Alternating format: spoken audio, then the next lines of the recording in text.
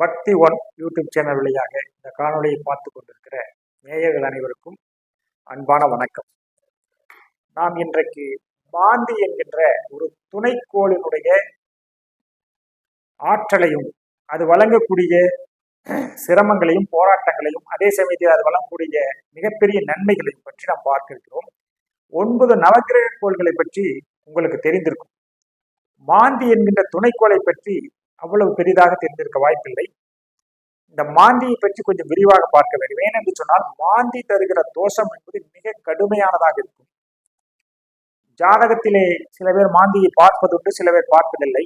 ஆனாலும் கூட பிரசன்னம் என்று சொல்லக்கூடிய எல்லா பிரசன்னங்களிலும் இந்த மாந்தி இல்லாமல் பிரசன்னம் இல்லை என்று சொல்லக்கூடிய அளவுக்கு இந்த மாந்தியினுடைய வீரியத்தை இந்த பிரசன்ன கர்த்தாக்கள் உணர்ந்திருப்பார்கள். அதனால்தான் பிரசன்னம் பார்ப்பவர்கள் மாந்தி இல்லாமல் பார்ப்பதில்லை. மாந்தியை துணை கொண்டுதான் அவர்கள் பார்ப்பார்கள். எனவே மாந்தி என்றால் முதலிலே யார் என்று தெரிந்து கொள்ள வேண்டும். துணைக்கோள் என்று சொல்கிறோமே, இந்த மாந்தி என்பது சனியினுடைய மைந்தன், சனி என்ற கோளினுடைய மைந்தன். சனியினுடைய மைந்தன் மாந்தி, சூரியனுடைய மைந்தன் சனி. ஆக சூரியனுடைய பேரன். அப்ப சூரியன் என்று சொன்னால் அங்கே வெளிச்சம், மிகப்பெரிய ஒளி வெள்ளம். சனி பகவான், சனி என்று சொன்னால் இருட்டுக்கு சொந்தக்காரர் சனி. எனவே ஒளியும் இருட்டும் கலந்த ஒரு சூழலை கொண்டு இருக்கக்கூடிய ஆற்றல் பெற்றவர்தான் அந்த மாந்தி. எனவே இந்த மாந்தி சரியாக அமைந்து விட்டால் மிகப்பெரிய புகழையும் மிகப்பெரிய ஒரு நற்பெயரையும் எடுக்க முடியும். அதே சமயத்திலே இந்த மாந்தி தோஷத்தை கொடுத்து விட்டால், சரியாக அமையவில்லை என்று சொன்னால் கடும் போராட்டங்களை, இன்னல்களை கொடுத்து, அதில் எந்த சந்தேகமும் இல்லை. ஆக இப்படிப்பட்ட மாந்தியினுடைய ஆற்றல் என்பது அளப்பரியதாக இருக்கிறது. மாந்தியை நாம் அவ்வளவு சாதாரணமாக, அவ்வளவு துணை எளிதாக நாம் ஒதுக்கி வைத்து விட முடியாது. ஜாதகத்திலே மாந்தி பொதுவாகவே தனித்து இருந்தால் ஓரளவுக்கு அவர்களுக்கு எந்த பிரச்சனையும் இல்லை. அதாவது 12 லக்கினங்கள் இருக்குது, 12 ராசிகள் இருக்கிறது. மாந்தி இருக்கக்கூடிய ராசியிலே வேறு எந்த கிரகங்களும் இல்லை என்று சொன்னால் அவர்களுக்கு எந்த விதமான துன்பங்களும் இல்லை, குறைந்துவிடும். ஆனால் மாந்தியோடு ஏதாவது கோள்கள் சேர்கிறது என்று சொன்னால் அங்கே நன்மையும் தீமையும் இருக்கிறது. அதிலே குறிப்பாக எந்த கோளோடு அந்த மாந்தி சேர்கிறதோ அந்த கோளினுடைய காரகத்துவ வழியாக அவர்களுக்கு மிகப்பெரிய தோஷங்களை உருவாக்கும். இதில் எந்த மாற்றமும் இல்லை. எந்த பாவங்களோடு சேர்ந்திருக்கிறதோ அந்த பாவங்கள் வழியாகவும் உருவாக்கும். ஆக கிரக காரகத்துவங்கள், பாவ காரகத்துவங்கள் வழியாக அவர்களுக்கு இன்னல்கள் நிறைய ஏற்பட வாய்ப்புண்டு. அதே சமயத்திலே இந்த மாந்தியால் நிறைய நன்மைகளும் உண்டு. அதையும் நாம் பார்ப்போம். சரி, முதலிலே மாந்தி லக்கினத்திலே வீற்றிருக்கிறது என்று சொன்னால், லக்கினத்திலே மாந்தி இருக்கிறது என்று சொன்னால் அவர்களிடத்திலே ஒரு மிகப்பெரிய பளிச்சென்ற ஒரு தோற்றம். லக்கினத்திலே மாந்தி இருப்பவர்கள் வேறு கிரகங்கள் எதுவும் இல்லாமல் லக்கினத்தில் மாந்தி மட்டும் இருந்தால் அவர்களிடத்திலே ஒரு சிறப்பான பளிச்சென்று மற்றவர்களிடத்திலிருந்து வேறுபடக்கூடிய ஒரு தோற்றம் இருக்கும். ஒண்ணு. ரெண்டாவது பார்த்தீங்கன்னா அவங்களுக்கு நல்ல பிரைட்னஸ் ஆன ஒரு நாலேஜ், நல்ல ஒரு நாலேஜ், மற்றவங்களை விட நல்ல நாலேஜான ஒரு மனிதராக இருப்பாரு, நல்ல படிச்சிருப்பாரு, நல்ல கிரகிக்கக்கூடிய ஆற்றல் பெற்றவர். இந்த மாந்தினால எவ்வளவு நன்மைகள் பாருங்க. லக்கணத்திலேயே இருந்துச்சுன்னா அது சிறப்பு தான். அந்த மைனஸ் எல்லாம் நம்ம பயப்பட வேண்டிய அவசியம் இல்லை. அதே சமயத்துல இன்னொரு மைனஸ் என்னன்னா, அவங்க சொந்த பந்தங்கள் மத்தியில சரியா நெருங்கி பழக மாட்டாங்க. சொந்த பந்தங்கள் இவர்களோடு நெருங்கி பழக மாட்டோம்னு உதவி செய்ய மாட்டாங்க. இவங்களுக்கு சொந்த பந்தங்கள் உறவுகளால் பொறாமையும் போட்டியும் இருக்கும். எனவே இவர்கள் தனிச்சு இருக்கணும், உறவுகளை தள்ளி இருக்கணும். அதுதான் இவங்களுக்கு சிறப்பு கொடுக்கும். அது ஒரு முக்கியமான பாயிண்டா நம்ம எடுத்துக்கணும். அதே சமயத்துல இந்த மாந்தியை பொறுத்த வரைக்கும் பாத்தீங்கன்னா நண்பர்கள் விஷயத்துல ரொம்ப ஜாக்கிரதையா இருக்கும். லக்கணத்துல மாந்தி இருக்கிறவங்க நண்பர்கள் யார் எதிரினே கண்டுபிடிக்க முடியாது. இவங்க யாரை நம்பணும் யாரை நம்பக்கூடாது இவங்களுக்கே தெரியாது. அளவுக்கு மீறி நம்பிடுவாங்க. அவங்களாலேயே மிகப்பெரிய துன்பத்தை அடைஞ்சு நிறைய சொத்து பத்துக்களையும் இழக்கக்கூடிய அளவுக்கு போயிடுவாங்க. எனவே இது ஒரு எச்சரிக்கையா இருக்க வேண்டிய ஒரு அமைப்பு. லக்னத்திலே மாந்தி இருப்பவர்கள் இந்த குணங்கள் எல்லாம் இருக்கும். அதே சமயத்தில் இவங்களுக்கு தனித்திறமை என்பது, தனித்தன்மை என்பது இருக்கும். அதுல எந்த மாற்றமும் கிடையாது. இவருடைய ஆற்றலை மற்றவர்கள் பயன்படுத்திக்குவாங்க. அதை இவங்க கட்டுப்படுத்தணும். அதற்குரிய பரிகாரங்களை செய்ய வேண்டும், அதற்குரிய வழிபாடுகளை செய்ய வேண்டும். என்ன வழிபாடுகளை, பரிகாரங்களை செய்ய வேண்டும் என்பதை இந்த காணொலியுடைய இறுதியில் நான் தெளிவாக சொல்கிறேன். எனவே லக்னத்தில் மாந்தி இருக்கக்கூடியவர்கள் சிறப்பானவர்கள், அறிவு ஆற்றல் பெற்றவர்கள், பளிச்சென்ற முகத்தோற்றம் கொண்டவர்கள். இருந்த போதிலும் இவர்கள் நண்பர்கள் விஷயத்திலும் உறவு விஷயத்திலும் ஜாக்கிரதையாகவும் எச்சரிக்கையாக இருக்க வேண்டும் என்பதுதான் இவர்களுடைய தனித்தன்மையாக இந்த லக்னத்தில் மாந்தி இருப்பவர்களை சொல்லலாம். அடுத்தபடியாக பாத்தீங்கன்னா 2ஆம் பாவம். இந்த 2ஆம் பாவத்துல மாந்தி இருக்குன்னு சொன்னாலே இவங்க வந்து கொஞ்சம் கலக பிரியர் அப்படின்னு சொல்லலாம். கலக பிரியர்னா சண்டையிடுவதிலே இவர்களுக்கு வந்து மிகவும் பிடித்த குணம் இருக்கும். 2ஆம் பாவத்துல மாந்தி இருக்குது அப்படின்னு சொன்னா, இந்த தனித்த மாந்தியை பத்தி சொல்றேன், அப்புறம் கிரகங்களோடு இணைந்தா சொல்றேன். இந்த 2ஆம் பாவத்துல மாந்தி மட்டும் இருந்தனா இவங்க வந்து சண்டை போடுவதிலே வல்லவர்கள். சண்டை போடுவதற்கு வந்து பயப்பட மாட்டாங்க. சண்டை வந்துன்னா 2ல் வந்து சண்டை போட்டுட்டே இருப்பாங்க. அது ஒரு குணம் உண்டு. வாக்கு வந்து இவங்களுக்கு வந்து கொஞ்சம் வாக்குஸ்தானத்துல வந்து பிரச்சனை ஏற்படும். இவங்க வந்து கொடுத்த வாக்கை சரியா காப்பாற்றுவாங்கன்னு சொல்ல முடியாது. கொடுத்த வாக்கு அப்படியே திருப்பி பேசுவாங்க. குடும்பத்திலையும் இந்த வாக்குனால பிரச்சனை ஏற்படும். குடும்பத்துல மனைவியோட குடும்பத்துல தகராறுகள், சின்ன சின்ன தொந்தரவுகள் இவர்களுடைய வாக்கால், இவருடைய பேச்சால் வரும். இந்த 2லே மாந்தி இருக்கிறது இது ஒரு மிகப்பெரிய மைனஸ் பாயிண்டா நம்ம எடுத்துக்கணும். அப்போ இது வந்து பண விரயம் நிறைய ஏற்படும். இவங்களுக்கு வந்து 2ஆம் பாவம் என்பது தினசரி நம்மளுக்கு பணம் வந்து கொண்டே இருக்கக்கூடிய ரொட்டேஷன் மணின்னு சொல்லக்கூடிய அந்த கையிருப்பு பணம் என்பது 2ஆம் பாவம். இந்த 2ஆம் பாவத்திலே லக்னத்துக்கு 2லே மாந்தி இருக்கும்போது பண விரயம் ஏற்படும். பணம் வந்து பற்றாக்குறையா இருக்கும். ஏதாவது ஒரு வகையில செலவாயிடும், கையை விட்டு போயிடும். இது வந்து பொதுவான அமைப்பு. இவங்களுக்கு வந்து அந்த மாந்தி 2ல மட்டும் இருந்ததுன்னா அந்த பண விரயமும் ஏற்படும். கண்கள்ல ஒரு சின்ன சின்ன பிரச்சனைகள், கண்கள்னால ஏற்படக்கூடிய தொல்லைகளும் இவங்களுக்கு வரும். இது பொதுவான அமைப்பு. அப்ப 2ல மாந்தி இருக்கிறது நன்மையா தீமையான்னு பாத்தீங்கன்னா பெரும்பகுதி மைனஸ் தான், தீமை தான் நிறைய கொடுக்கும். தோஷங்கள் ஏற்படுகிறது. எனவே இந்த தோஷங்களை நீங்கள் நிவர்த்தி செய்து கொள்ள வேண்டும். சரி, 3ஆம் பாவத்துல மாந்தி இருக்கிறவங்க சகோதரர்களோட இளைய சகோதரர்களோட கடுமையான ஒரு சண்டை சச்சரவுகளோட போராட்டத்தோடு தான் வாழ்க்கை நடத்துவாங்க. இவங்களுக்கு வந்து இளைய சகோதரத்தோட ஒத்து போகாது. ஆனால் அதாவது சகோதரனா இருந்தாலும் சரி, சகோதரியாக இருந்தாலும் இவர்களுக்குள் போராட்ட குணங்கள் இருந்து கொண்டே இருக்கும். அதுலயும் குறிப்பா பாத்தீங்க அப்படின்னு சொன்னா இவங்களுக்கு அதாவது வந்து தைரியம், முரட்டுத்தனம் சொல்லக்கூடிய இந்த தைரிய ஸ்தானத்திலே 3ஆம் பாவத்திலே இருக்கும்போது நான் சொன்னதுதான்ங்கிற மாதிரி தைரியம், முரட்டு தைரியமா இருக்கு. தைரியம் என்பது முரட்டு தைரியமா இருக்கும். மாந்தி இருந்ததுன்னா அந்த முரட்டு தைரியம் என்பது மோசமான விளைவுகளை ஏற்படுத்தும். இவர்களுக்கு சகோதரிகள் மூலம் நன்மைகள் கிடைக்காது. கடும் போராட்டங்கள் உண்டு. தைரியஸ்தானம் உண்டு. வீரியஸ்தானம் என்று சொல்லக்கூடிய அந்த 3ஆம் பாவத்துல இருந்தால் வீரியமும் குறையும். அந்த மாந்தி கெட்டு போச்சுன்னா 3ல இருந்து அது இருக்கக்கூடிய நட்சத்திரத்தை பொறுத்து அந்த வீரியஸ்தானத்தை நாம் மதிப்பிட வேண்டும். எனவே ஆனா அதுக்கும் ஒரு முதல் காரணமாக இந்த 3ஆம் பாவத்திற்கு வீரியத்தை குறைக்கும், வேகத்தை குறைக்கும். இந்த 3ஆம் பாவம் முயற்சி ஸ்தானம் என்று சொல்லக்கூடிய முயற்சியை குறைக்கும்.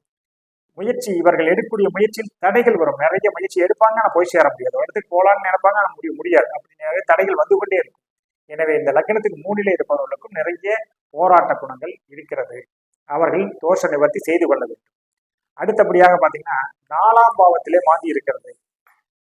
4லே இருந்தால் இவர்களுக்கு வீடு, வாகனம், நிலம் சம்பந்தப்பட்டவர்களிலே கடுமையான தோஷம் ஏற்படும். தாயார் வழியிலே தோஷம் ஏற்படும். தாயார் வழி சந்ததி வழியில தோஷம் ஏற்படும். அப்போ இவங்களுக்கு வீடு, வாகனம், சொத்துக்கள் வாங்குவதில் வில்லங்கன் விவகாரம் நிறைய இருக்கும். இவங்க கொஞ்சம் ஏமாந்த போது டாக்குமெண்ட் பிரச்சனையை சிக்கிக்குவாங்க. இந்த மாந்தி இருக்கிறவங்க 4ல இருக்கிறவங்க அப்படிங்கிறது வந்துடும். அப்ப அடிப்படை சொத்துக்கள், சொந்தங்கள் இது எல்லாமே இவங்களுக்கும் ஒத்து வராது.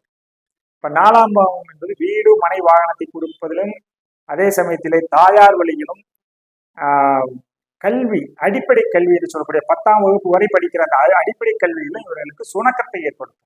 எனவே இந்த மாந்தி 4லே இருப்பவர்களுக்கு சுகஸ்தானத்தையும் ஏற்படுத்தும். சுகம் என்பது ஒரு மனிதனுக்கு ஆற்றலோடு இருந்தாலும் சுகம் சரியாக கிடைக்காது. ஆக அவர் நல்ல ஆரோக்கியமா இருந்தாலும் கூட சுகம் கிடைக்காது. அப்ப சுகத்தை அவர்களுக்கு வந்து தடை பண்ணும். அவர் நினைத்தபடி அனுபவிக்க முடியாது. சுகம் என்பது கிடைக்காது. ஏதோ ஒரு வகையில் தடைபட்டு கொண்டே இருக்கும். வசதிகள் இருந்தாலும் கூட அந்த சுகத்தை அனுபவிக்க முடியாத சூழ்நிலையை இந்த மாந்தி உருவாக்குவார். எனவே 4ல் இருப்பதும் ஒரு தோஷம்தான். சரி, அடுத்தபடியாக 5ஆம் பாவம் பூர்வ ஜென்ம பாவம் என்று சொல்ல வரும். பூர்வ ஜென்ம பாவம் புத்தி சம்பந்தப்பட்ட பாவம். இதுல மாந்தி இருக்கின்ற பொழுது புத்திசாலித்தனம் இவர்களுக்கு எவ்வளவுதான் இருந்தாலும் அந்த புத்தியை பேதலிக்கக்கூடிய ஒரு தன்மையை இந்த மாந்தி வழங்கி விடுவார். 5 என்பது குழந்தை பேரு சம்பந்தப்பட்ட ஒரு பாவம். எனவே இந்த குழந்தை பேரிலே தொடர்ந்து இவர்களுக்கு வந்து பிரச்சனைகள் ஏற்படும். மாந்தி இருக்க நிறைய கருச்சிதைவுகள் ஏற்படும். பெண்களுக்கு, ஆண்களுக்கு அந்த வீரிய தன்மை குறைக்கும். எனவே குழந்தை பேரு சம்பந்தமாகவும் பிரச்சனைகள் ஏற்படும். புத்திசாலித்தனத்திலும் தடுமாற்றத்தை ஏற்படுத்தும்.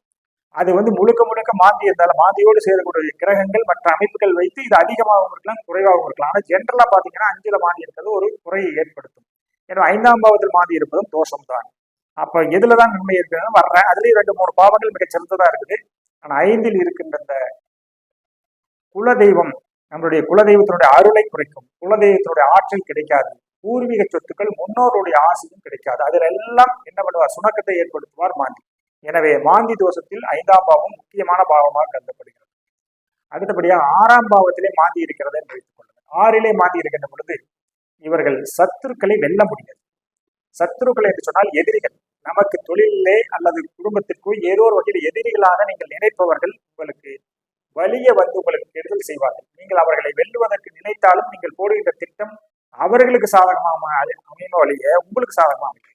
அப்போ சத்துருக்களை வெல்ல முடியாமல் தவிப்பார்கள், போராடுபவர்கள். கடன், நோய், இந்த 2 விஷயத்திலும் எதிரி என்று சொல்லக்கூடிய சத்துருக்களையும் வெல்வதற்கு சிரமம். கடன், நோய், இந்த விஷயங்களும் உங்களுக்கு வந்து சேர்ந்து கடனை முழுமையா வெல்ல முடியுமானா அது கடன் வந்து கொண்டே இருக்கும். ஏதாவது ஒரு ரூபத்துல சின்ன சின்ன கடனாவது வந்து சேரும். செல்வந்தராக இருந்தாலும் வேறு ஒரு வகையில் கடன் வாங்கி விடுவார். நோய் ஸ்தானம் என்பது இந்த 6லே மாந்தி இருக்கும் பொழுது கடுமையான தாக்கத்தை ஏற்படுத்தும். அதுல கிரகங்களை நான் சொல்லும் போது உங்களுக்கு தெளிவாக முடியும். இந்த கிரகங்கள், சில கிரகங்கள் இந்த மாந்தியோடு இணைந்து விட்டால் கடும் நோய் தாக்கம் ஏற்பட்டு மிகவும் சிரமப்படுவார்கள். சொத்துக்களையே நிறைய இழந்து வாழ்க்கையினுடைய உபாதைகளால் இவர்கள் வந்து மிக சிரமப்படுவார்கள். எனவே 6ல் மாந்தி இருப்பதும் சிறப்பல்ல. ஒரே ஒரு வகையிலே மாந்தி 6லே இருப்பது சிறப்பு. வெற்றி பெறுவதற்குண்டான இலக்கணம், வெற்றி பெறுவதற்குண்டான ஆற்றலை இவர்களுக்கு நல்ல யோக திசை வருகின்ற பொழுது 6லே மாந்தி இருக்கும் போது கொடுக்கும். ஆனாலும் இந்த கடன், தோஷங்கள், நோய் இது சம்பந்தப்பட்டதெல்லாம் வந்து கொண்டேதான் இருக்கும். அது ஒரு தோஷம் தான். அந்த தோஷ நிவர்த்தியை நீங்கள் செய்து கொள்ள வேண்டும். 7ஆம் பாவம் வாழ்வினுடைய மறுபகுதின்னு சொல்லுவாங்க. வாழ்வில் பாதி 7ஆம் பாவம் என்று சொல்வார்கள். அதாவது தன்னுடைய வாழ்க்கையிலே திருமணம் என்கின்ற மனம் அமைந்து அவர்கள் வாழுகின்ற பொழுதுதான் அந்த வாழ்க்கையினுடைய முழுமை பெறுகிறார்கள் என்று சொல்வது. எனவேதான் நம்மில் பாதி மனைவி என்று சொல்வார்கள். அப்படிப்பட்ட அந்த 7ஆம் பாவத்திலே மாந்தி அமர்ந்து கலத்திர ஸ்தானாதிபதியோடு நான் அதை வருகிறேன். ஆனால் அந்த கலத்திர கிரகங்களோடு வருகிறேன். இப்போ 7ஆம் பாவம் என்கிற அந்த கலத்திர ஸ்தானத்திலேயே மாந்தி அமைந்து விட்டாலே அவர்களுக்கு திருமணம் என்பது காலதாமதமாகும்.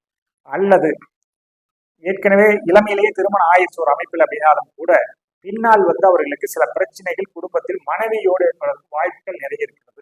அது மட்டுமல்ல, பார்ட்னர்ஷிப், கூட்டு தொழில் செய்யக்கூடிய கூட்டாளிகளோடு வாக்குவாதங்கள், பிரச்சனைகள் ஏற்படும்.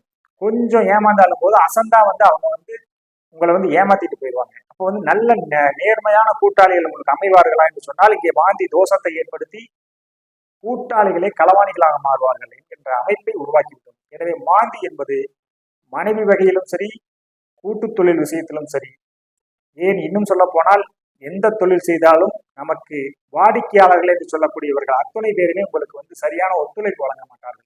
எனவே மிக மிக முக்கியமான பாவமாக இந்த 7ஆம் பாவத்திலே மாந்தி இருந்தால் கடும் தோஷம் ஏற்படும். எனவே ஆண்களாக இருந்தால் ஒரு கிரகத்துடன் இணையும் போது கடும் தோஷம், பெண்களாக இருந்தால் ஒரு கிரகம், அது என்னவென்று சொல்கிறேன். ஆக 7ஆம் பாவத்திலே மாந்தி இருப்பதும் கடும் தோஷம்தான். அடுத்தபடியாக 8ஆம் பாவத்திலே, லக்னத்துக்கு 8ஆம் பாவம் என்பது ஆயுள் ஸ்தானம் என்று சொல்றோம். அதே சமயத்திலே வம்பு, வழக்கு, இது மாதிரியான எதிர்நிலை தன்மைகளை கொண்ட ஒரு ஸ்தானமாக 8ஆம் பாவம் கருதப்படுகிறது.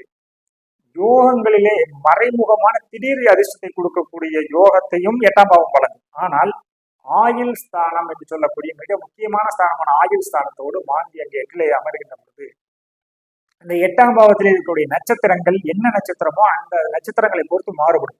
ஆயுள் ஸ்தானத்தில் ஒரு பிரச்சனை இருக்கிறது, ஆயுள் ஸ்தானம் பாதிக்கப்படும். இவர்களுக்கு தீர்க்காயுள் என்று சொன்னாலும் கூட அந்த தீர்க்க ஆயுளை கொடுத்து விட்டு 8லே இருக்கிற மாந்தி நோயின் மூலம் துன்பத்தை அனுபவிக்க வைத்து விடுவார் அல்லது ஆயுளையே குறைப்பார். இதுல எப்படி இருக்கிறது? ஆயுள் ஸ்தானம் பலம் பெற்று விட்டால் நோய் ஸ்தானத்தை, நோயை அள்ளி வழங்கி துன்பப்படுத்தி மரண படுக்கையிலே படுக்க வைப்பார் அல்லது ஆயுளையே குறைத்து விடுவார். எதிரிகளால், கண்டங்களால் இவர்கள் கஷ்டப்படுவார்கள். அடிக்கடி கண்டங்கள், விபத்துக்கள் ஏற்படும். இதையெல்லாம் வெல்ல வேண்டும் என்று சொன்னால் இவர்கள் தோஷ நிவர்த்தி செய்தே வேண்டும். எனவே கடும் தோஷத்தை உருவாக்குவது ஒரு பாவமாக 8ஆம் பாவம் விளங்குகிறது. ஒரு சிலருக்கு மட்டும், 100க்கு 2 பேருக்கு மட்டும் மிகப்பெரிய அதிர்ஷ்டத்தை கொடுக்கக்கூடிய இடமாகவும் 8ஆம் இடம் இருக்கிறது. மறைமுக அதிர்ஷ்டம், லாட்டரி மூலம் பணம், இப்படி எதிர்பாரா அதிர்ஷ்டத்தை கொடுக்கக்கூடிய இடத்திலே மாந்தி இருந்தாலும் கொடுப்பார். ஆனால் அங்கே நட்சத்திரம் பலம் பெற்று என்ன நட்சத்திரம் என்பதை பொறுத்து, லக்னம் என்பதை பொறுத்து மாறுபடும். பொதுவாகவே 8ல் அமர்ந்திருப்பது என்பது தோஷம்தான். அடுத்தபடியாக 9ஆம் பாவம். 9ஆம் பாவம் என்பது முன்னோர்களுடைய சாபங்களை, முன்னோர்களுடைய ஆற்றலை, அருளாற்றலை நம்மளுக்கு வந்து ஆசீர்வாதத்தை வாங்கக்கூடிய ஒரு இடம். அது வந்து அப்போ வந்து என்ன, தந்தை வழியில தந்தை வழி முன்னோர்கள் மூலமாக நம்மளுக்கு 9ஆம் பாவத்திலே மாந்தி இருந்தால் கடும் தோஷங்கள் ஏற்படும். 9லே மாந்தி இருப்பவர்களுக்கு முன்னோர் வழி சாபங்கள் அதிகமாகும். இது அதிகமாகலாம், கூடலாம், குறையலாம். ஆனால் முன்னோர் வழி சாபங்கள் மாந்தி 9லே இருக்கும் போது கண்டிப்பாக பரம்பரையாக வருவதற்குண்டான ஒரு சூழலை உருவாக்கும். இவர்கள் 9லே மாந்தி இருக்க ஒரு குழந்தை பிறக்கிறது என்று சொன்னால் அவர்களுக்கு பரம்பரையாகவே அவர்களுக்கு தோஷங்கள் இருக்கிறது, தோஷங்கள் தொடர்ந்து கொண்டிருக்கிறது என்பதை இது சுட்டி காட்டுகிறது. 9லே இருப்பதும் சிறப்பானது அல்ல. அடுத்தபடியாக 10ஆம் இடம் கர்மஸ்தானம், தொழிற்ஸ்தானம். ஒரு மனிதனை வாழ்வியல் ஆதாரத்தை கொடுக்கக்கூடிய ஒரு ஸ்தானம் என்று சொன்னால் அந்த 10ஆம் பாவத்திலே மாந்தி இருப்பவர்களுக்கு மட்டும்தான் இங்கே விதிவிலக்கு. மிகப்பெரிய சிறப்புகளை அள்ளி வழங்குகிறது அந்த மாந்தி. 10ஆம் பாவத்திலே மாந்தி இருப்பவர்களுக்கு மிகப்பெரிய யோகத்தையும் தொழில் வளத்தையும் மிகப்பெரிய ஒரு தொழில் ஸ்தானத்தை கட்டியாளக்கூடிய திறமைகளையும் இந்த மாந்தி கொடுக்கும். இன்னும் சில கிரகங்களோடும் சில பாவங்களோடு இணைந்து விட்டால் மிகப்பெரிய வெற்றியை கொடுக்கும். ஆக 10ஆம் பாவம் என்பது இந்த மாந்திக்கு தோஷ நிவர்த்தி கொடுப்பதற்குண்டான ஸ்தானம். தோஷத்தை அளிப்பதிலே நிவாரணத்தை அளிக்கக்கூடிய ஒரு ஸ்தானம் என்று சொல்லலாம். தோஷ விலக்குகளிலிருந்து வெற்றி பெற்று தோஷ விலக்குகள் தானாகவே தோஷ விலக்கு ஏற்பட்டு 10ஆம் பாவத்திலே மாந்தி இருக்கின்றவர்களுக்கு மிகப்பெரிய, அவர்களுக்கு தெரிந்தோ தெரியாமலையோ அவர்களுக்கு நல்ல ஆற்றல் கிடைக்கும். 10ஆம் பாவம் என்பது மிகச் சிறப்பான ஒரு பாவமாக சொல்லப்படுகிறது. எனவே 10ஆம் பாவம் என்பதுதான் மாந்திக்கு மிகச்சிறப்பான யோகத்தை கொடுக்கக்கூடிய ஒரு பாவம். தீமைகள் குறைவாகத்தான் இருக்கும், பெரும்பாலும் நன்மைகள் தான் அதிகமாக இருக்கும். அடுத்தபடியாக 11வது ஸ்தானம் என்று சொல்லக்கூடிய லாபஸ்தானம் அப்படின்னு சொல்லுவோம். அப்ப இந்த 11வது ஸ்தானத்திலே 11லே மாந்தி இருந்தாலும் இந்த 10ஆம் பாவத்துக்கு சொன்னது போல 11லும் மிகப்பெரிய யோகம். 10, 11 இந்த இரண்டிலும் தான் மாந்திக்கு தோஷ நிவர்த்தி ஏற்படும். 11ல் மாந்தி இருந்தால் மிகப்பெரிய அளப்பரிய ஆற்றலையும் லாபங்களையும் அள்ளி கொட்டும். அந்த மாந்தி இருக்கக்கூடிய நட்சத்திரம் என்ன கிரகமோ அந்த கிரகத்தினுடைய அந்த திசை வருகின்ற பொழுது அவர்களுக்கு கோடிக்கணக்கான, பல்லாயிரக்கணக்கான கோடிகள், மிகப்பெரிய செல்வந்தர நிலையெல்லாம் வெட்டி விடுவார்கள். ஆக இந்த 11லே லாபம் ஸ்தானத்திலே இருக்கக்கூடிய மாந்தி மிகச் சிறப்பு பெற்ற இடமாக அமைகிறது. 10லும் 11லும் மாந்தி இருக்க அவர்களுக்கு மிகப்பெரிய ராஜயோகம் கிடைக்கும். அடுத்தபடியாக கடைசி பாவமான 12வது பாவம். இந்த 12வது பாவம் என்பது அயன சயனஸ்தானம், தூக்கம். ஒரு மனிதனுக்கு நிம்மதியான தூக்கம் வர வேண்டும் என்று சொன்னால் அவன் தான் தூங்கி எழுந்தால்தான் உடல் உபாதைகள் இருக்காது, தெளிவான சிந்தனை இருக்கும். அதை முதலிலே இந்த மாந்தி தோஷங்கள் மூலம் கெடுத்துவிடும்.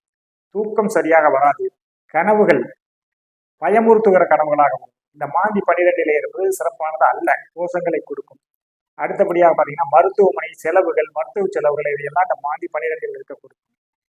அப்புறம் பார்த்தீங்கன்னா அயல் நாடுகளுக்கு செல்வது என்று சொல்லக்கூடியதா, வெளிநாட்டு செல்லக்கூடிய அந்த பாவம் 12ஆம் பாவம். இந்த 12ஆம் பாவத்தில் இருக்க வெளிநாடுகளுக்கு செல்லக்கூடிய திட்டங்கள் எல்லாம் பிரேக் ஆகும். திடீர்னு கிடைக்காது, பாஸ்போர்ட் கிடைக்காது, விசா கிடைக்காது, பிரச்சனைகள் ஏற்படும். வெளிநாட்டுக்கு சென்று வேலை செய்யறாங்க அப்படின்னு சொன்னா அவங்களுக்கு பிரச்சனைகள் ஏதாவது ஒரு வகையில் ஏற்படும். அப்போ பல வகையிலே துன்பத்தை கொடுக்கக்கூடிய ஒரு ஸ்தானமாக இந்த 12ஆம் பாவம் இருக்கின்ற காரணத்தினால, அந்த இடத்திலே மாந்தி இருக்கிற காரணத்தினாலே ஒரு கடை வைத்திருக்கிறார், பல கடைகளை போடக்கூடிய பிரான்ச்சுகளை உருவாக்கக்கூடிய ஒரு ஸ்தானம் 12ஆம் பாவம். ஆனா அதுல ஒரு பிரேக் போட்டுரும் மாந்தி. அப்ப அந்த இடத்துல நீங்க பல பிரான்ச்சஸ் உருவாக்க முடியாது. அப்போ நிறைய விஷயங்கள்ல பாத்தீங்க அப்படின்னு சொன்னா இந்த மாந்தியினுடைய தோஷம் கடுமையா பாதிச்சு. எனவே 12ஆம் பாவத்திலும் தோஷம் தான் ஏற்படும். ஆக லக்கினத்திலே இருந்தால் சிறப்பாக இருப்பார்கள், 10, 11லே இருந்தால் சிறப்பாக இருப்பார்கள். மிகவும் உயரிய பாவமாக 10, 11 தான் இந்த மாந்திக்கு தோஷ விலக்கு ஏற்படும்.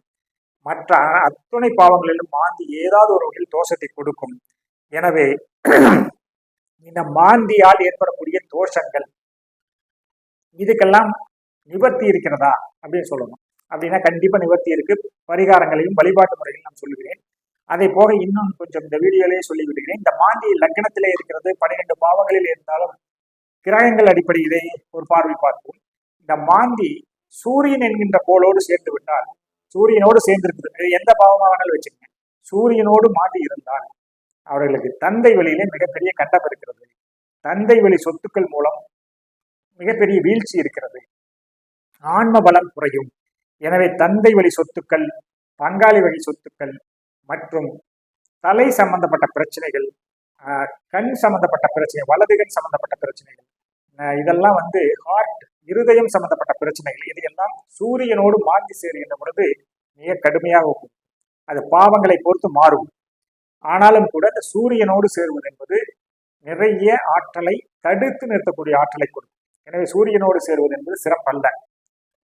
அதை விட இன்னொன்று அடுத்து பார்த்தீங்கன்னா, சந்திரனோடு மாந்தி சேருவது என்பது தன்னுடைய தாயாருக்கு கடுமையான தோஷங்களையும் கண்டங்களையும் கொடுக்கும். தாய்க்கு ஏதாவது ஒரு வகையில பாத்தீங்கன்னா மாந்தி இருக்கிற ஜாதகத்துல பாருங்க, அவங்க அம்மாவுக்கு வந்து ஏதாவது ஒரு வகையில மருத்துவ செலவுகள் வந்துட்டே இருக்கு. அடிக்கடி ஏதாவது ஒண்ணு வந்துட்டு இருக்கு. தாயார் வழி சொந்தங்கள், பெரியம்மா, அவங்க தாய் வழி சொந்தங்கள், மாமா, உறவு முறைகளிலும் சிக்கலை கொடுக்கும். அப்போ இந்த சந்திரனோடு சேருவது என்பது மதி சம்பந்தப்பட்டது, தாயாருக்கு மனநிலை பாதிப்புகளையும் கொடுக்கும். அப்ப இந்த குழந்தையினுடைய ஜாதகத்துல சந்திரனோடு மாந்தி சேருவது தாயாருக்கு தான் முதல் பாதிப்பு ஏற்படுத்தும். அடுத்தது வந்து தாயார் வழி உறவுகளுக்கும் லேசா கொடுக்கும். அப்போ தன்னுடைய மனநிலைக்கும் இதை கொடுக்கும். சந்திரனோடு மாதி சேருவது தன்னுடைய மனநிலையும், சந்திரன் கெட்டிருந்தால் இவர்களுக்கு கடுமையான பாதிப்பு ஏற்படுத்தும். செவ்வாயோடு மாந்தி சேருகிறதுன்னு வச்சுக்கிட்டா, செவ்வாய் என்கின்ற கோளோடு மாந்தி சேர்ந்தால் நிலம் என்கின்ற விஷயத்திலே அவர்கள் கடுமையான தோஷத்தை ஏற்படுத்தும். நிலம் வாங்குவதிலே இவர்கள் வந்து மிகவும் கவனமாக இருக்கணும். இந்த நிலம் வாங்குவதிலே டாக்குமெண்ட் விஷயத்தில் தெளிவா இல்லைன்னா இவங்களுக்கு வந்து ஏமாற்றுக்காரர்கள் ஏமாற்றி வித்துட்டு போயிடுவாங்க. பட்டா பிரச்சனை வரும். அப்ப ஏதோ ஒரு வகையில நிலம் சம்பந்தப்பட்டதுல உஷாரா இருக்கிறதுக்கு, உஷாரா இருந்தாலும் அது வந்து கொடுத்துரும். செவ்வாயோடு சேர்கின்ற மாந்தி ரத்தம் சம்பந்தப்பட்டதுல வந்து உங்களுக்கு வந்து பிரச்சனையை கொடுக்கும். இந்த செவ்வாயோடு சேர்கின்ற மாந்தி ரத்தம் சம்பந்தப்பட்ட வகையில் பிரச்சனையை கொடுக்கும். சகோதர சகோதரிகளோடும் கடுமையான இதை கொடுக்கும். அப்போ செவ்வாயோடு மாந்தி சேர்ந்தாலும் நிலம் சம்பந்தப்பட்டது சகோதர சகோதரிகள் மூலம் கடுமையான தோஷத்தை ஏற்படுத்தும். அடுத்தபடியாக புதனோடு மாந்தி சேர்ந்ததுன்னு வச்சுக்கோங்க. புதனோடு மாந்தி சேர்ந்தால் அறிவு புலனை மழுங்க செய்யும். அதே மாதிரி பாத்தீங்க அப்படின்னு சொன்னா கல்வியில வந்து பெரிய தடை ஏற்படுத்தும். இவங்களுக்கு வந்து அடிப்படை கல்வின்னு இல்லை, பொதுவாகவே கல்வி விஷயத்துல அந்த படிச்ச கல்வி மூலம் சம்பாதிக்கக்கூடிய சூழ்நிலை உருவாக்காது. படிப்பு ஏதோ ஒன்று, வேலை ஏதோ ஒன்று போயிடும். படிப்பு என்பதும் எவ்வளவு பெரிய புத்திசாலித்தனம் இருந்தாலும் புதனோடு மாந்தி சேர்கின்ற பொழுது தாக்கத்தை ஏற்படுத்தும். அதுவும் ஒரு தோஷத்தை கொடுத்துவிடும். அதே மாதிரி பாத்தீங்க அப்படின்னு சொன்னா இந்த குரு வந்து மாந்தியோடு சேர்ந்து விட்டால் அவர்கள் வாழ்வில் என்றைக்கு திருமணமாகி குழந்தை பிறக்கிறதோ அந்த குழந்தை செல்வத்தின் மூலம் மிகப்பெரிய சந்தோஷத்தை எதிர்பார்த்து காத்திருக்கிற நேரத்தில் அந்த குழந்தையின் மூலம்தான் அவர்களுக்கு கஷ்டங்களும் சூழ்நிலைகளும் உருவாகும். குரு மாந்தியோடு சேர்ந்து விட்டால், மாந்தி குருவோடு சேர்ந்து விட்டால் குழந்தையின் மூலம் உங்கள் எதிர்கால வாழ்வு என்பது கடும் சோகத்துக்குள்ளாகும். குழந்தையினுடைய செயலால் நீங்கள் தலைகுனிந்து நிற்கக்கூடிய சூழ்நிலை உருவாக்கி, ஒண்ணு குழந்தையில பிரச்சனை ஏற்படுத்தும், குழந்தை பிறப்புல பிரச்சனை ஏற்படுத்தும், இல்லைன்னா குழந்தையின் மூலம் நட்பெயர்ல பிரச்சனை ஏற்படுத்தும். அப்ப குழந்தையின் மூலம் வரும், முப்பாட்டனார்கள் என்று சொல்லக்கூடிய பாட்டன் வகையிலும் வரும், பெரியவர்கள் என்று சொல்லக்கூடிய வயதுக்கு முதியோர்கள் மூலம், வயதுக்கு மூத்தவர்கள் மூலம் உங்களுக்கு நல்ல பெயர் கிடைக்காது. உங்களுக்கு வந்து அவருடைய சாபங்கள் கிடைக்கும்.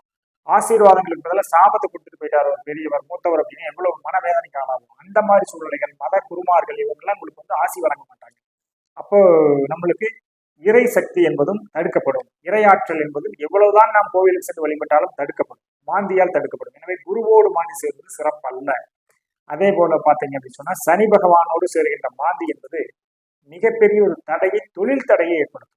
தொழில் என்பதுதான் ஒரு மனிதனுக்கு ஜீவாதாரம். இந்த ஜீவாதாரத்தை தடுக்கக்கூடிய சக்தியாக இந்த மாந்தி விளங்கும். எனவே சனியோடு மாந்தி சேர்ந்து விட்டது என்று சொன்னால் அங்கே வேலைக்காரர்கள் சரியாக அமைய மாட்டார்கள். சொந்த தொழில் செய்யறவங்களுக்கு வேலைக்காரர்கள் சரியா அமைய மாட்டாங்க. வேலைக்கு போறீங்க அப்படின்னு சொன்னா நல்ல முதலாளி அமைய மாட்டாங்க. இந்த ரெண்டுமே முக்கியம். நல்ல முதலாளிக்கு தொழிலாளி, தொழிலாளிக்கு முதலாளி, இந்த ரெண்டும் வந்து சனியோடு மாந்தி சேர்கின்ற பொழுது ஏற்படுத்தக்கூடிய பெரிய தாக்கமாக இருக்கும். அதே மாதிரி பாத்தீங்கன்னா சுக்கிரனோடு மாந்தி, இந்த சுக்கிரனோடு மாந்தி என்பது மிக மிக மிக முக்கியமானது. 7ஆம் பாவத்தை சொன்னீங்களா, அதே போல 7ஆம் பாவம் என்பது மன வாழ்க்கையை குறிக்கக்கூடிய ஒரு ஸ்தானம், மனைவியை குறிக்கக்கூடிய ஒரு ஸ்தானம். இந்த சுக்கிரனோடு மாந்தி ஏற்பட்டால், மாந்தி சேர்ந்தால் மனைவி வழியில துன்பங்கள், துயரங்கள் நிறைய இருக்கும். மனைவி அமைவதிலே சிக்கல் ஏற்படும், காலதாமதங்கள், திருமண வாழ்க்கை ஏற்படும். அப்படியே திருமணமானாலும் மனைவியால் ஏதாவது பிரச்சனைகள், வம்பு வழக்கு, சண்டைகள், மனதுக்கு பிடிக்காத செயல்கள் எல்லாம் நடந்துகிட்டு இருக்கும். அதே மாதிரி காம இன்பங்கள், இன்ப சுகங்களை தடுக்க ஏற்படுத்திக்கிறதுல கடுமையான தடையை ஏற்படுத்தும். நட்பு சம்பந்தப்பட்ட நட்பு வகையிலையும், கூட்டாளிகள் சம்பந்தப்பட்ட விஷயத்திலையும், வாடிக்கையாளர்கள் சம்பந்தப்பட்ட அத்தனையும் இந்த 7ஆம் பாவம் சம்பந்தப்பட்டதோடு சுக்கிரனோடு சேர்ந்து விட்டால் குடும்பஸ்தானம், மனைவிதான் முதல் முக்கியமாக அங்கே பெரிதாக பார்க்கப்படும். சுக்கிரனோடு மாந்தி சேருவது மிகப்பெரிய ஒரு தோஷத்தை ஏற்படுத்தும். அதே போல செவ்வாயோடு பெண்களுக்கு வந்து இப்ப ஆண்களுக்கு சுக்கிரனோடு சேருவது மிகப்பெரிய தோஷம். பெண்களுக்கு, பெண் பிள்ளைகளுக்கு வந்து செவ்வாயோடு மாந்தி சேர்ந்த போது நான் அதை சொல்லவில்லை. செவ்வாயோடு மாந்தி சேருவது நல்ல கணவன் அமைவதிலும், நிலம் பிரச்சனை சம்பந்தமா சொன்னா அதே மாதிரி கணவன் அமைவதில், நல்ல ஆண் துணை அமைவதில் கண்டிப்பாக பிரச்சனை ஏற்படும். சரியா அமைக்காது. செவ்வாயோடு மாந்தி பெண்களுக்கும் சுக்கிரனோடு மாந்தி ஆண்களுக்கும் தோஷத்தை ஏற்படுத்தும். எல்லாத்துக்கும் மேல ஒண்ணு இருக்கு. இந்த 2 நிழல் கிரகங்கள் என்று சொல்லக்கூடிய இந்த ஷேடோ பிளானட்ஸ் என்று சொல்லக்கூடிய ராகுவோடு மாந்தி சேருகின்ற பொழுது ஏற்படுத்தக்கூடிய தாக்கம் தான் மிகப்பெரிய தாக்கம். இந்த நவக்கிரக கோள்களிலே தவிர இந்த நிழல் கிரகங்கள் ராகுவோடு மாந்தி சேரும்போது ஏற்படக்கூடிய தாக்கம் மிகப்பெரிய தோஷமாக இருக்கும். அவர்களுக்கு 3 டிகிரியிலே ராகு மாந்தி வந்து விட்டால் அவர்களுக்கு மிகப்பெரிய தோஷங்கள் ஏற்பட்டு வாழ்க்கையினுடைய துன்ப நிலைக்கு எல்லைக்கே போய் விடுவார். அந்த அளவுக்கு துன்பத்தை வந்து ராகு கேதுக்கள் கொடுத்து அதில் ராகுவோடு கடும் தாக்கத்தை ஏற்படுத்தும்.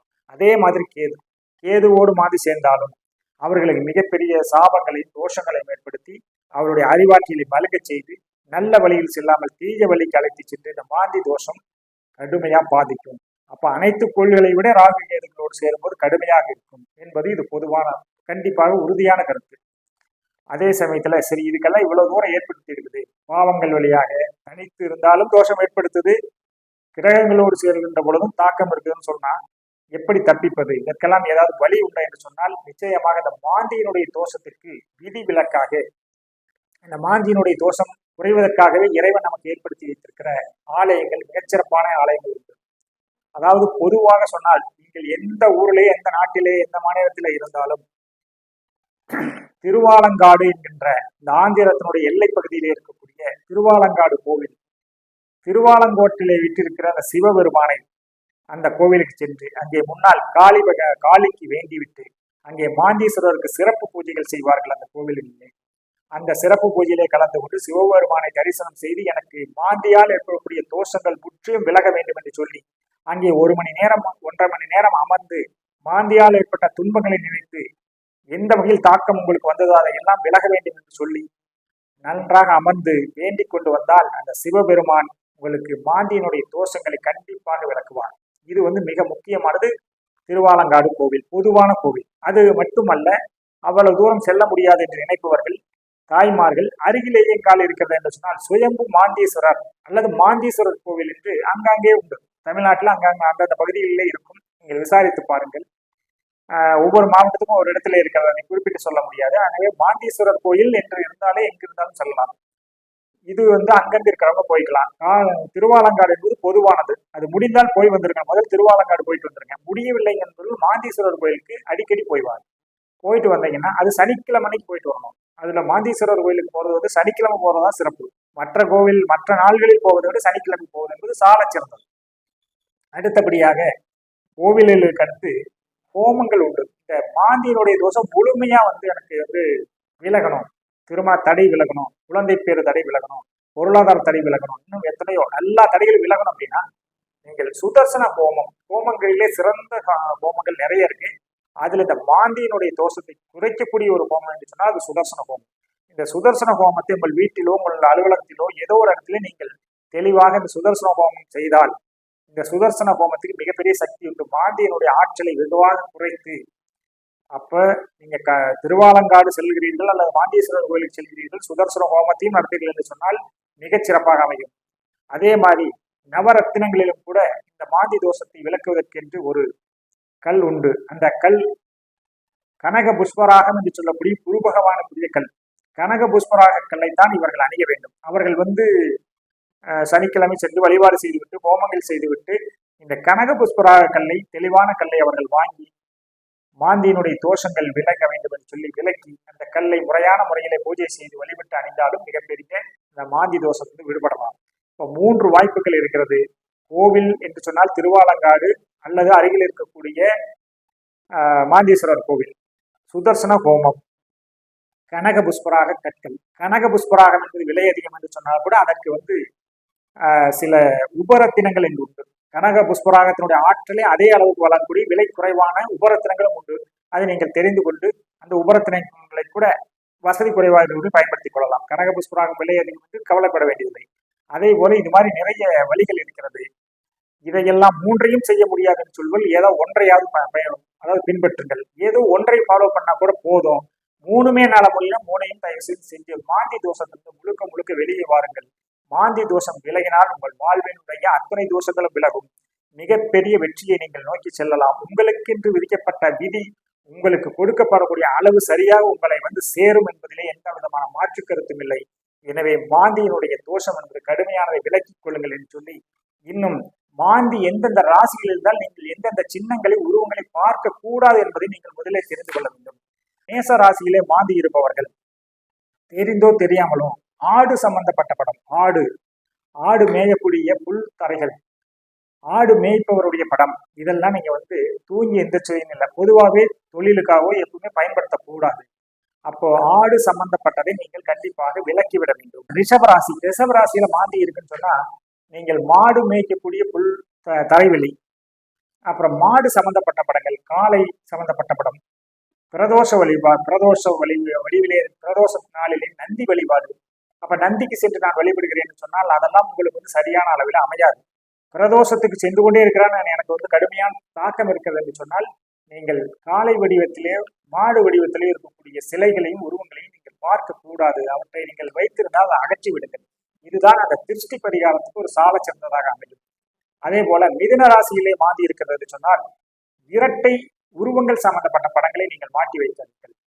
இரட்டை குழந்தைகள், இரட்டை சம்பந்தப்பட்ட இரண்டு பொம்மைகளாக இருக்கக்கூடிய படங்கள், இது மாதிரி படங்களை நீங்க அவாய்ட் பண்ணிருங்க. ஏன்னா அது நீங்க தெரிந்தோ தெரியாம மாற்றி அழகுக்காக கூட மாட்டி வச்சிருக்கலாம். இரட்டை படங்கள் சம்பந்தப்பட்டதை மாற்றிடுங்க. அது ரொம்ப முக்கியமானது. அது பரிகார திருஷ்டி தோஷத்தை கொடுத்துரும். சரி, கடகத்திலே இருக்கிறது அப்படின்னு சொன்னா, நீங்க நண்டு சம்பந்தப்பட்ட நண்டு வலை, அது சம்பந்தப்பட்ட படங்கள் இதையெல்லாம் நீங்க அவாய்ட் பண்ணிக்கணும். நண்டு சம்பந்தப்பட்ட படங்கள் என்பது உங்களுக்கு திருஷ்டி தோஷத்தை உருவாக்கும். நீங்கள் தெரிந்தோ தெரியாமவே உங்களுக்கு அந்த சிரமங்களை கொடுக்கக்கூடிய நண்டு சம்பந்தப்பட்ட படங்களாக இருக்கும். எனவே அதை நீங்கள் அவாய்ட் பண்ணிக்கங்க.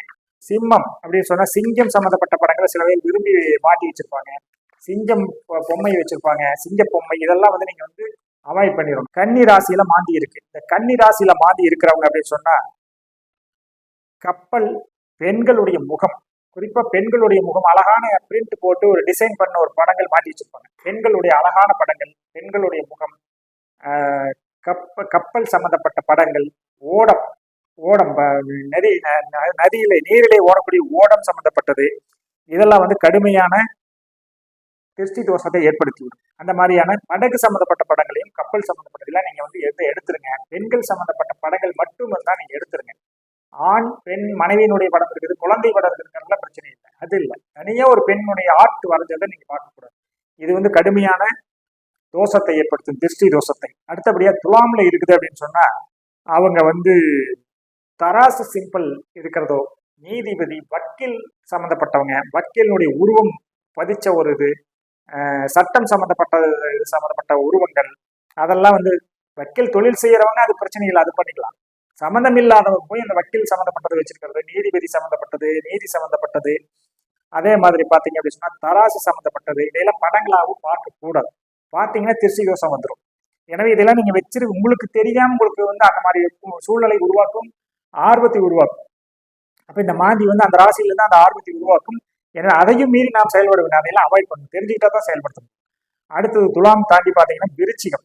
இந்த விருச்சிகத்துல மாந்தி இருக்கிறவங்க பாத்தீங்க அப்படின்னா, ரயில், சிப்பாய் போன்ற படங்களை பார்க்காமல் இருப்பது ரொம்ப ரொம்ப நல்லது. ரயில் படம், சிப்பாய்கள், இராணுவத்துல புரியக்கூடிய சிப்பாய் படங்கள், இதெல்லாம் சில பேர் விரும்பி பார்ப்பாங்க. ரயில் படங்கள்லாம் வச்சிருப்பாங்க. அதே மாதிரி புதைக்குழி, இது இவங்களுக்கு ஆகாது. புதைக்குழி அருகிலே இவர்கள் சென்று அடிக்கடி புதைக்குழி அருகிலே நின்று கொண்டு ஏதாவது செய்வது, அதெல்லாம் அவாய்ட் பண்ணிக்கணும். இதெல்லாம் திருஷ்டி தோஷம் கடுமையா ஏற்படுத்தும். இவங்க கண்டிப்பா அதை அவாய்ட் பண்ணிக்கணும். விருச்சிக ராசியில பிறந்த நண்பர்கள். தனுசுல மாந்தி இருக்கு அப்படின்னு பார்த்துங்க. தனுசுல மாந்தி இருக்கின்ற போது வேட்டையாடக்கூடிய வேடனுடைய வில் அம்பு சம்பந்தப்பட்ட வில் அம்பு எடுத்துக்கிட்டு வேட்டையாடக்கூடிய ஒரு மனிதனுடைய உருவத்தை நீங்க பார்க்கக்கூடாது. வில் அம்பு சம்பந்தப்பட்ட படங்களை நீங்க பார்க்க கூடாது. மகரத்துல இருக்குது மாந்தி அப்படின்னு சொன்னீங்கன்னா, குறிப்பா மான் சம்பந்தப்பட்ட படங்கள், மான்கள் துள்ளி ஓடக்கூடிய விளையாடக்கூடிய புள்ளி மான்கள், அந்த புள்ளி மான்கள் படத்தில இவங்க விரும்பி பார்ப்பாங்க. இவங்க வச்சிருப்பாங்க, படமா வச்சிருப்பாங்க, ஆர்ட்டா வச்சிருப்பாங்க, செல்போன்ல வச்சிருப்பாங்க, இப்படி பல வகையில புள்ளி மான்கள் படம்.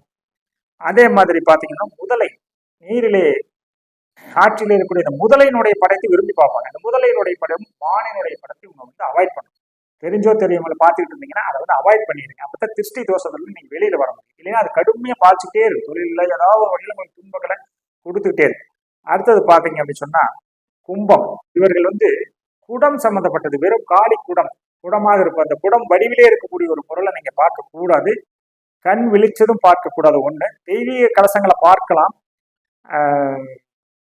கும்பத்துல மாந்தி இருக்கிறவங்க கலச வழிபாடு பண்றோம், கலச வழிபாட்டின் மூலம் புண்ணியத்தை கேட்கணும்னா அவங்களுக்கு கிடைக்காது. கலச வழிபாடு இவர்களுக்கு பயன் கொடுக்காது. கலசம் சம்பந்தமான வெறும் கலசம், சாதாரண கலசத்தை நீங்க பார்க்க கூடாது. பார்த்துக்கிட்டு இருக்கிற மாதிரி சூழ்நிலைகள் உருவாகும். அதே மாதிரி தண்ணி சொம்பை தலைமாட்டில் வச்சுட்டு நைட்ல தண்ணி ஃபுல்லா குடிச்சிட்டு காலையில தூங்கி எந்திரிச்சோடனே அந்த செம்புல தண்ணி இருக்காது, குடிச்சு முடிச்சிருவாங்க. தூங்கி எந்திரிச்சோடனே அந்த செம்பு வெறும் செம்பா இருக்கிறத பார்ப்போம். இயல்பாகவே பார்த்துருவாங்க. அப்படி அப்ப அவங்களுக்கு தோஷம் அவங்களுக்கு தெரிஞ்சோ தெரியாமலே அப்ப அந்த தோஷத்தை நிவர்த்தி செய்வதற்கு வெறும் செம்பிலே நிறைய இருக்கிற செம்பை காலி செய்து விட்டு நீங்கள் பார்க்கக்கூடாது, தள்ளி வைத்து விட வேண்டும். மனதில் வைத்துக் கொள்ளுங்கள். வெறும் சொம்பை காலையில் தூங்கியதும் பார்த்து விடாதீர்கள். இது மறைமுக தோஷத்தை கொடுத்து வாழ்வில் துன்பங்களை கொடுத்து விடும். எனவே கடைசியாக பாத்தீங்கன்னா மீனத்துல மாந்தி இருக்கு, மீன ராசியில மாந்தி இருக்குன்னு சொல்றவங்க பாத்தீங்கன்னா மீன் தொட்டி வளர்த்துவாங்க. எல்லாருமே வீட்டுல அலுவலகங்கள்ல வாஸ்து மீன்கள் சொல்றோம், மீன் தொட்டி வளர்த்தவங்க யோகம்னு சொல்லுவாங்க. அப்ப அதையெல்லாம் நாங்க வளர்த்துறோம், ஆர்வத்துக்காக வளர்த்துவாங்க. இவங்க தான் அதிகமா வளர்த்துவாங்க. அப்ப வளர்த்தி தோல்வி அடைவாங்க. அதாவது இவங்க வளர்த்தி வாஸ்து மூலம் நல்லா இருக்குன்னு நினைச்சு போய் மீன் தொட்டி வந்ததுல எனக்கு கஷ்டம் பாங்க. அது அவங்களுக்கு அது மீன் தொட்டினால கஷ்டம் இல்லை, மீன ராசியில மாந்தி இருக்குங்கிறது அவங்களுக்கு புரியாது. எனவே மீன் தொட்டி, மீன் சம்பந்தப்பட்டது, மீன்கள் நீந்தக்கூடிய படங்கள் இது போன்றதை நீங்கள் அவாய்ட் பண்ணிக்கங்க. இந்த மாதிரி அவாய்ட் பண்ணாதான் நீங்க அந்த திருஷ்டி பரிகாரம் என்று சொல்லக்கூடிய திருஷ்டி தோஷத்துல வெளியில வர முடியும். இதெல்லாம் தெரிஞ்சோ தெரியாமலே நமக்கு பின்னால் நடக்கூடிய ஒரு விஷயம். இதெல்லாம் ஆர்வத்தை தானா கொடுத்துரும். மீன் தொட்டி வளர்றதுல மற்றவங்களை விட மீன ராசியில மாந்தி இருக்கிறவங்க ஆர்வமா செயல்படுவாங்க. மீன் தொட்டி வாங்கிட்டு மாட்டுவாங்க, மீன் படங்களை வச்சிருப்பாங்க. இதெல்லாம் அவங்க செய்யறது இல்லை. மாந்தி ஏற்படுத்தக்கூடிய ஒரு தாக்கம். இதை தெரிந்து கொண்டதுக்கு பின்னால் நீங்கள் மாற்றிக்கொள்ளுங்கள். எனவே தெரியாதவர்கள் இன்னும் தெளிவாக வேண்டும் என்று சொன்னால் என்னை தொடர்பு கொண்டாலும் கூட இன்னும் தெளிவான விளக்கத்தை கொடுக்கிறேன். எனவே மாந்தியால் ஏற்படக்கூடிய அத்தனை தோஷங்களையும் இந்த காணொலியிலே கண்டோம். அதிலிருந்து மீண்டு வருவதற்குண்டான வழிமுறைகளையும் கண்டோம். இதே போல மாந்தி பற்றி இன்னும் பிற கிரகங்கள் பற்றி அடுத்த காணொலியில் நாம் காணலாம். அதுவரை நன்றி, வணக்கம்.